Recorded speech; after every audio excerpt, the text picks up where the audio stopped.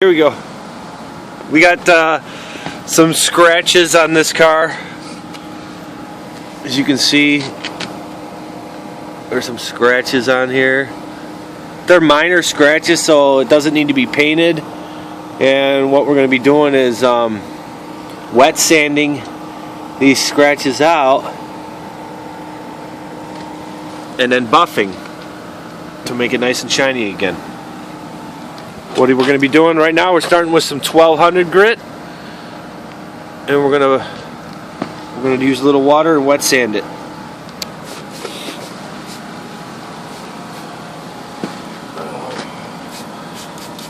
You want to make sure that your pad is wet, spread. Sometimes what I do is I'll spray the area just a little bit.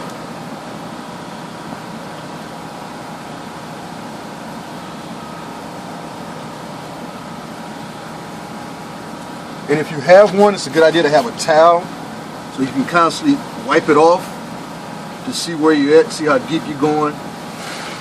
You see here again, you want to try to keep your pad even, but stay away from the edges so you don't burn it and take off any paint.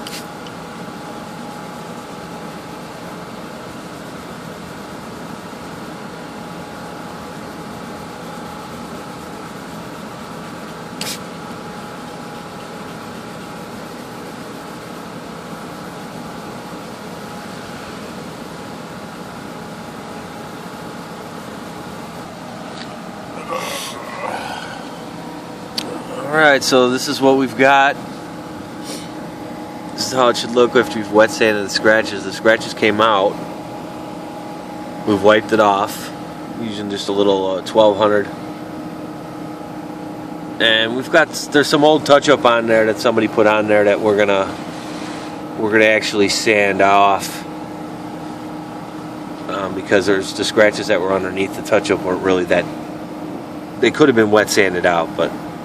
So we're going to make sure that not only the scratches are gone, but also that old touch-up is gone as well.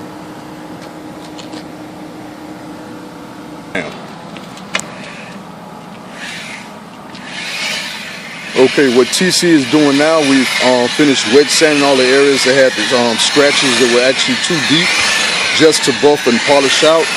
So we've wet sanded everything. Now he's buffing it down.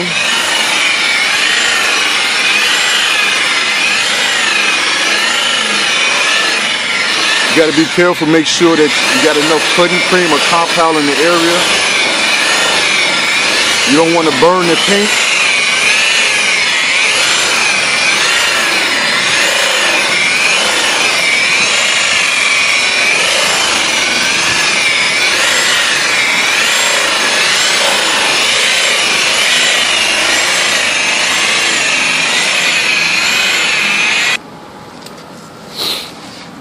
Okay, so it's been buffed out with a black wool pad, or you can use any wool pad or heavy-duty cutting pad.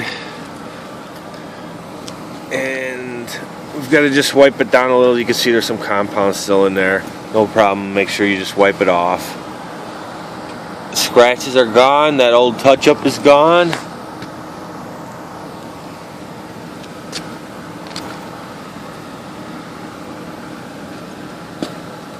And now James is about to polish it, and we'll wipe it all off after we polish it again, and it'll be good.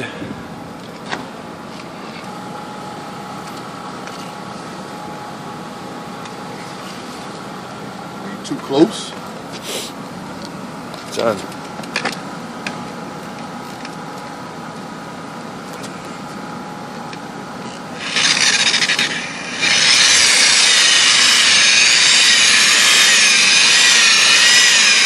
Okay, James is polishing now. What you want to do is you want to polish around the area that you use the cutting cream on. This polish will remove swirl marks and bring the shine back out real nice.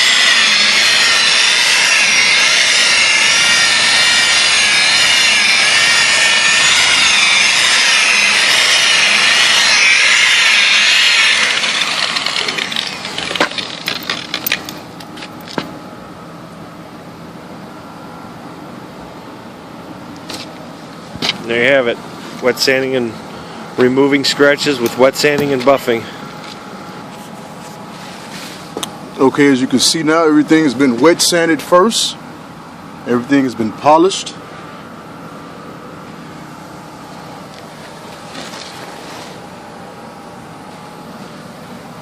And again, it was necessary to actually go back and wet sand this down first, buff then polish, because the damage was too deep for just regular buffing and polishing and touch up.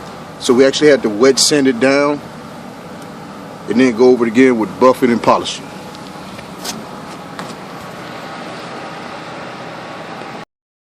Alright, so I've painted and clear coated this bumper skin, this rear bumper, and I've got some small runs in the clear there and over here. So what I'm going to show you is how to sand down the run and buff it out.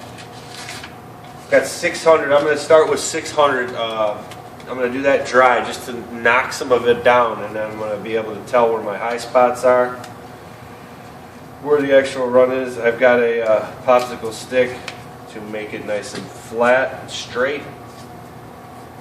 I just want to stay right on top of the run. I'm just going to do this gently with the 600. See, they're pretty small, so now you can see where I'm just hitting the run right up here.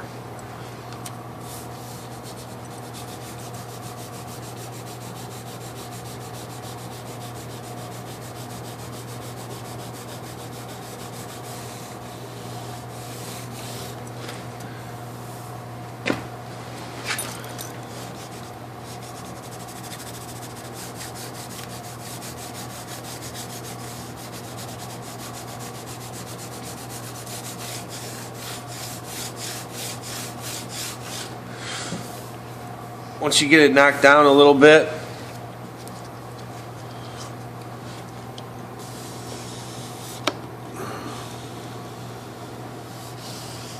now what would be the difference if it was a freshly cleared bumper and your techniques to get rid of the run? Freshly cleared, you want to let it dry, but there really wouldn't be too much of a difference, as long as the bumper's got to be dry before you start, sanding on any of the clear coat.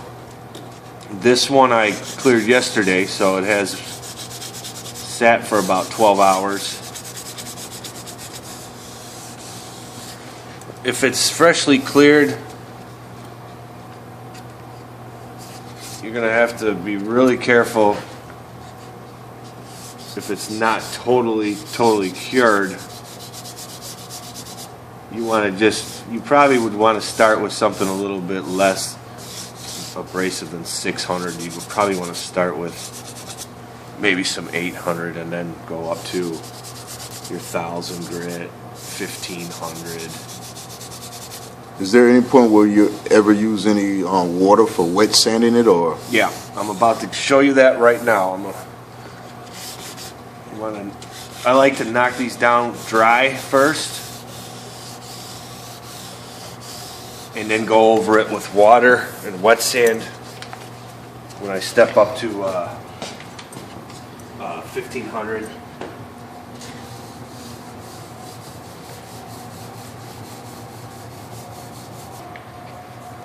Okay, so now that I've got it all knocked down to where I want it, where it's getting real level, you can only see little spots now. And that's where I stopped. And now I'm going to go over it with wet sandpaper.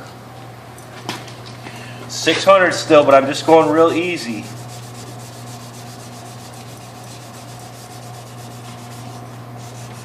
I'm trying to stay away from this edge here, because that's going to be a real bitch. I mean, I am up to it, but I'm not pressing on it.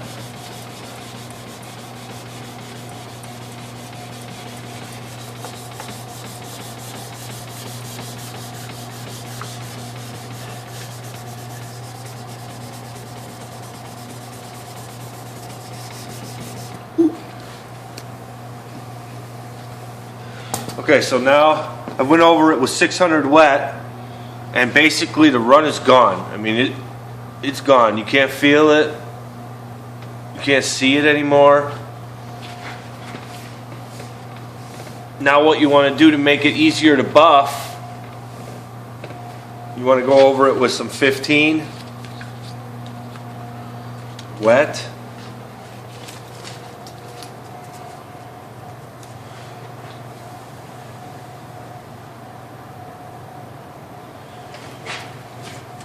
And then you'll be able to buff on it nice and easy. You could even go 15, and then you could step it up to 3,000, 15, 2,000, 3,000, however you want to do it. But since it's a small area, I think personally I could just buff this out nice and easy with 15.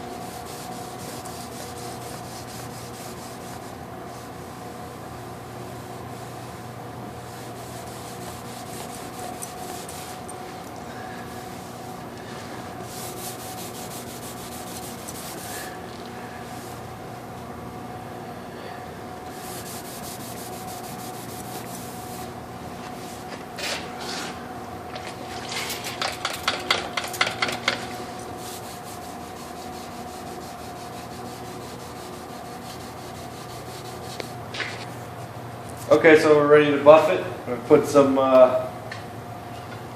compound on there. And I'm going to set my buffer to about, I got a wool pad. And you want to set it to about, 1800 RPM.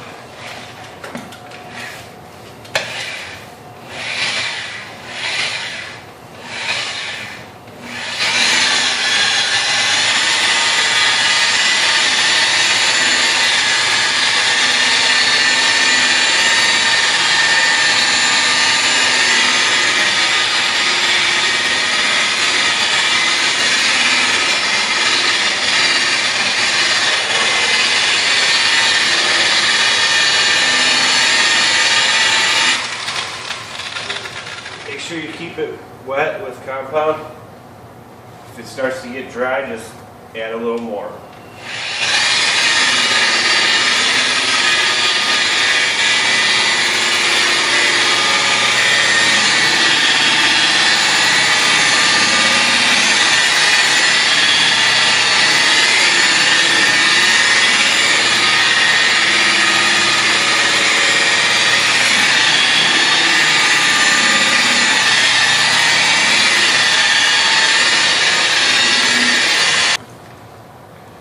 Okay, so I buffed it out with the wool pad. Now I'm going to the foam pad. You can see the foam and a little bit of polish. So the polish is less abrasive than the cutting cream that I used to actually buff out the wet sand marks. You can use any type of different compounds or a polish that they have for the machine, for the buffer.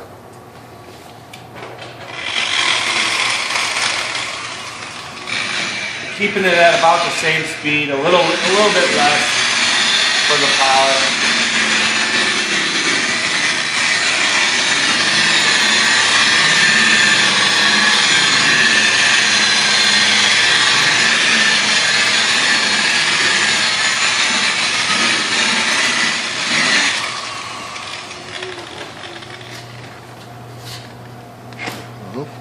Get it? All gone. There it is. There's one.